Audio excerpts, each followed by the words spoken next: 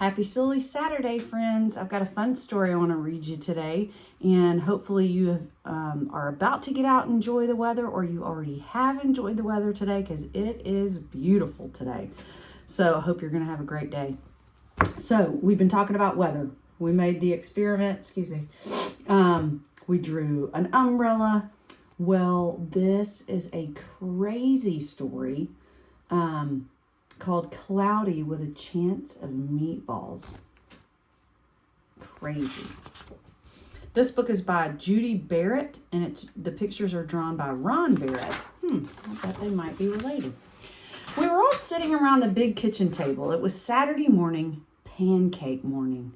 Mom was squeezing oranges for juice. Henry and I were betting on how many pancakes we could each eat, and Grandpa was doing the flipping. Seconds later, something flew through the air, headed toward the kitchen ceiling, and landed right on Henry. After we realized that the flying object was only a pancake, we all laughed, even Grandpa. Breakfast continued quite uneventfully. All the other pancakes landed in the pan, and all of them were eaten, even the one that landed on Henry. That night, touched off by the pancake incident at breakfast, Grandpa told us the best tall tale bedtime story he'd ever told. Across an ocean, over lots of huge bumpy mountains, across 3 hot deserts and 1 smaller ocean, there lay the tiny town of Chew and Swallow. In most ways, it was very much like any other tiny town. It had a main street lined with stores, houses with trees and gardens around them, a schoolhouse, about 300 people, and some assorted cats and dogs.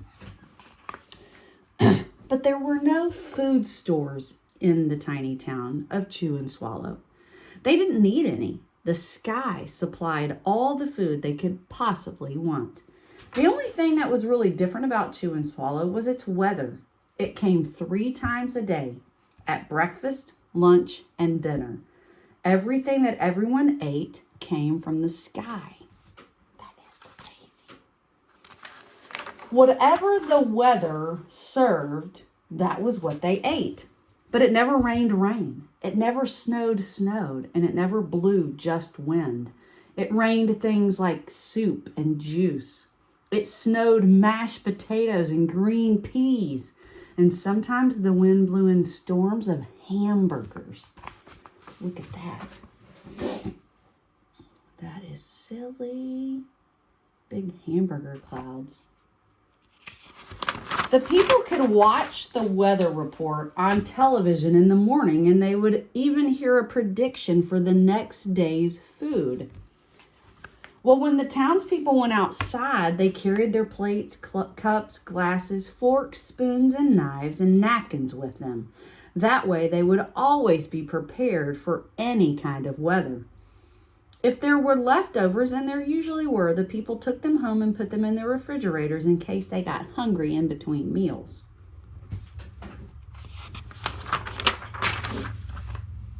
The menu varied.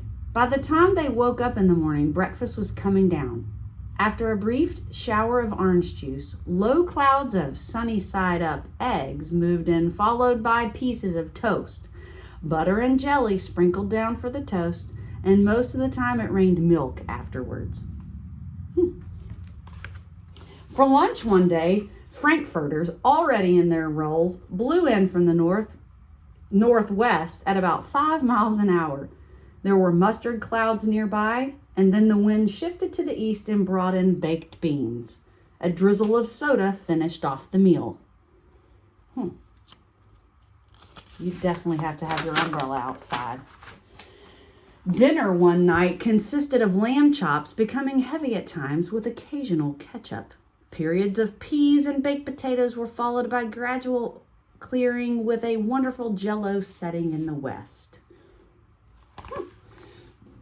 The sanitation department of Chew and Swallow had a rather unusual job for a sanitation department. Sanitation department, or like the road cleaners. Okay. It had to remove the food that fell on the houses and sidewalks and grass. The workers cleaned things up after every meal and fed all the dogs and cats. Then they emptied some of it into the surrounding oceans for the fish and turtles and whales to eat. The rest of the food was put back into the earth so that the soil would be richer for the people's flower gardens. Sometimes I can't turn the pages. Life for the townspeople was delicious until the weather took a turn for the worse. So here's the newspaper for this day. Spaghetti ties up town. Record-breaking pasta fall causes chaos. And look at that picture. Can you tell? They're not standing in water. They're standing in spaghetti noodles. One day there was nothing but gorgonzola cheese all day long. The next day there was only broccoli, overcooked. Ugh. And the next day there were Brussels sprouts and peanut butter with mayonnaise. And another day there was pea soup fog. No one could see where they were going, and they could barely find the rest of the meal that got stuck in the fog. I would not like any of that. The food was getting larger and larger, and so were the portions. The people were getting frightened. Violent storms blew up frequently, and awful things were happening. One Tuesday, there was a hurricane of bread and rolls all day long and into the night.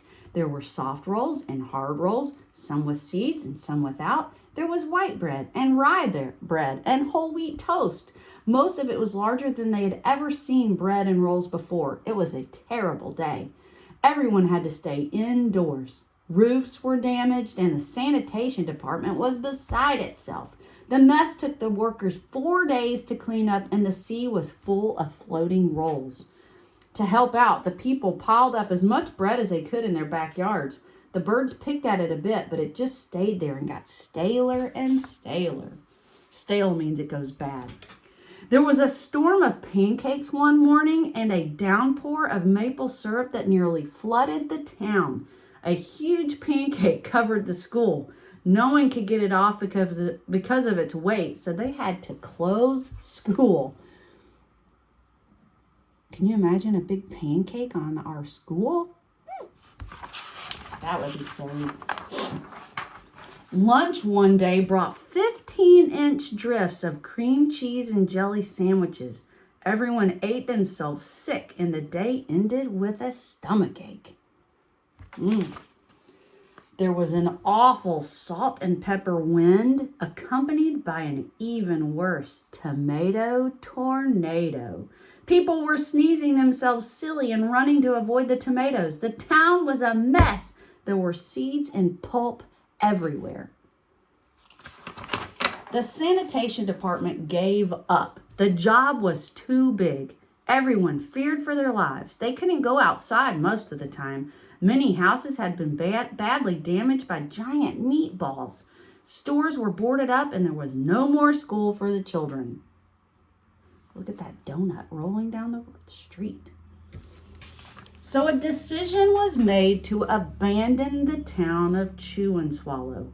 It was a matter of survival, which means they had to leave. The people glued together the giant pieces of stale bread, sandwich style, with peanut butter.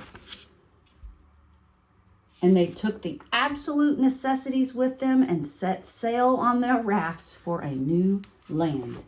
Can you see what their boat is made of? So they stuck it together with peanut butter, and their sails are made of Swiss cheese.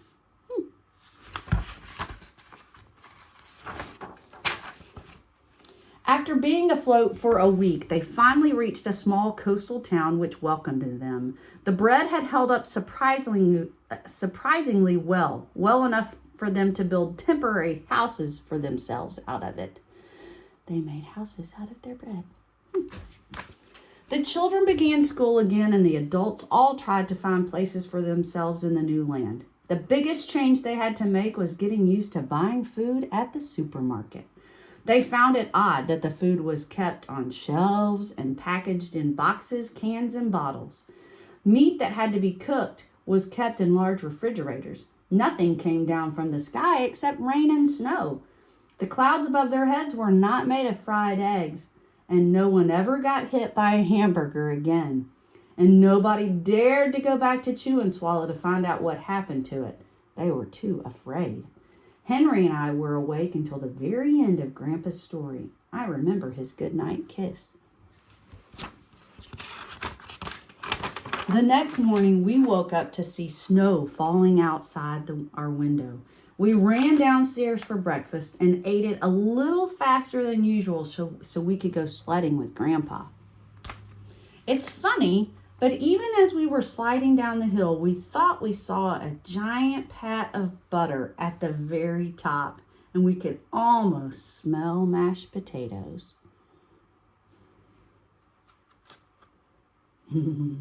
So they think that the hill covered in snow looks like mashed potatoes, and that little bit of sun peeking up over the top looks like a little bit of butter. And that is the end. That is a crazy weather story because, whoa, what if all of our food came from the sky instead of us having to go to the grocery? That actually would have helped the past 7 weeks so that we could get our groceries just falling from the sky and not have to worry about going to the grocery store. That would be pretty neat. Well, you may have ideas of food that you would want to fall from the sky.